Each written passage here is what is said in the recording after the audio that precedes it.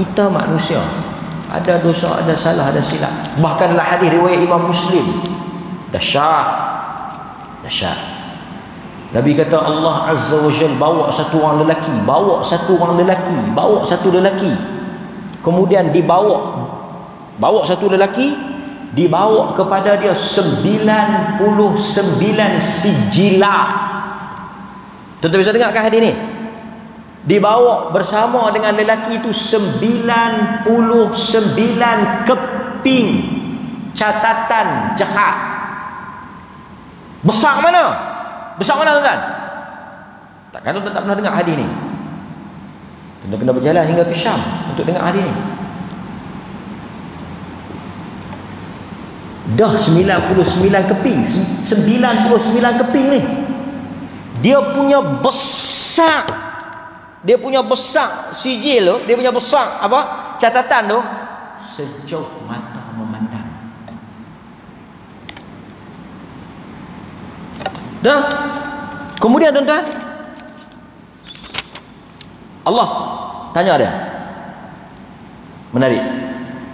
Ni bomba dia berdiri depan Allah 99 keping sejauh maddal basar, sejauh mata memandang ni, punya besar, penuh dosa dia. Tuan-tuan, banyak mana kita buat? Allah tanya dia, atunkiru min hadha syai'an? Yang ni dia panggil hisab. Tuan-tuan baca tak sebelum bagi salam? Banyak benda kita nak baca kan. Allahumma hasibni hisaban yasir. Jangan tinggal sebelum bagi salam, selepas tahiyat, lepas minta 4 benda, Allahumma hasibni hisaban yasir. Allah Ta'ala tanya, ada tak dalam catatan ni benda yang azalamaka katabati al-hafizun? Ada tak benda yang malaikat naya? Cek dulu. Kok ada benda hang tak buat, malaikat tulis. Dahsyat tu. Maknanya ruang untuk membela diri tu. Cuba tengok. Dia kata bila saya buat ni tak ada. Malaikat silap ni. Malaikat penaya saya ni, benda saya tak buat dia tulis ni. Ada. Allah Ta'ala tanya dia, ada? Ya, la ya Rab. Tak ada. Okey, nombor 1 tuan-tuan kena ingat dia punya tertib dia. Nombor 1 Tuhan tanya apa? Ada tak benda hang tak buat, malaikat tulis? La ya Rab. Betul, semua saya buat. Okey, 1. Nombor 2, falaka udhran. Tuan-tuan jangan takut lagi.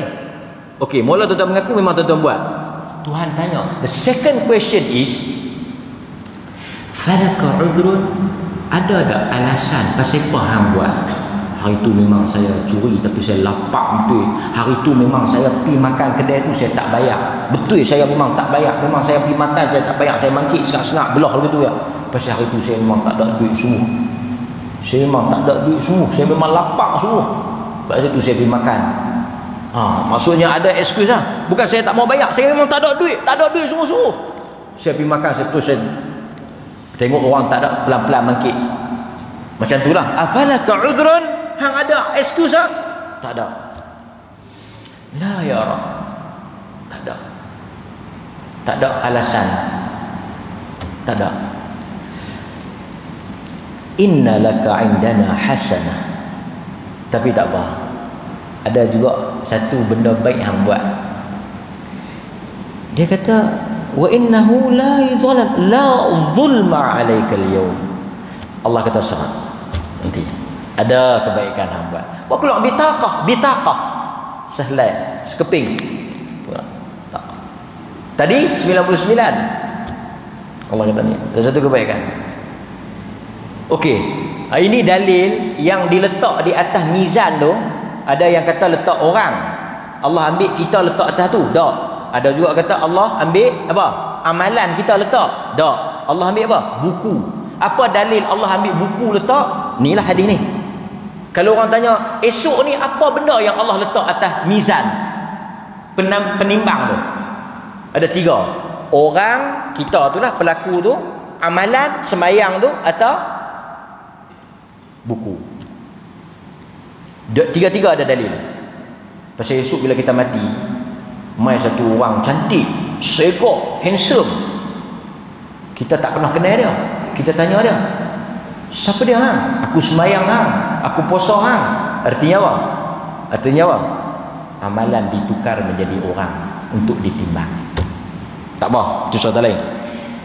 Kemudian letaklah kertas yang sekeping tu. Selamat. Selamat tuan-tuan. Berat. Fa amma man thaqulat. Selamat. Hanya ada satu yang dia buat. Dan tertulis di atas kertas itu, la ilaha illallah. Kalimah tauhid. Dia selamat. Sebab itu tuan-tuan, dia macam ni. Mudah yang saya nak bagi tuan-tuan faham. Penutup dia. Kita tak boleh pandang berat kecil tu berdasarkan benda tu. Saya bagi contoh. Satu orang mungkin sembahyang subuh 2 rakaat sama dengan kita, tapi pahala dia mungkin besar. Pasal apa? Pasal susah dia nak bangun tu lebih daripada kita nak bangun, walaupun pada kadar yang sama. Sebab itu Al-Imam Izzuddin Abdul Salam kata, Allah bila dia nak bagi pahala, antara benda dia ambil kira apa dia? Allah bila nak bagi pahala ni, Izzuddin Abdul Salam kata, Allah bila dia nak bagi pahala, dia ambil kira satu benda. Apa dia? Kadar susah kawan tu buat. Kadar susah yang ditanggung dan ditempuh oleh orang tu untuk dia buat. Hak tu yang Tuhan ambil kira. Sebab itu orang yang sakit bila dia buat ibadat lebih daripada orang sihat. Kerana kadar susah dia tu lebih daripada orang yang sihat.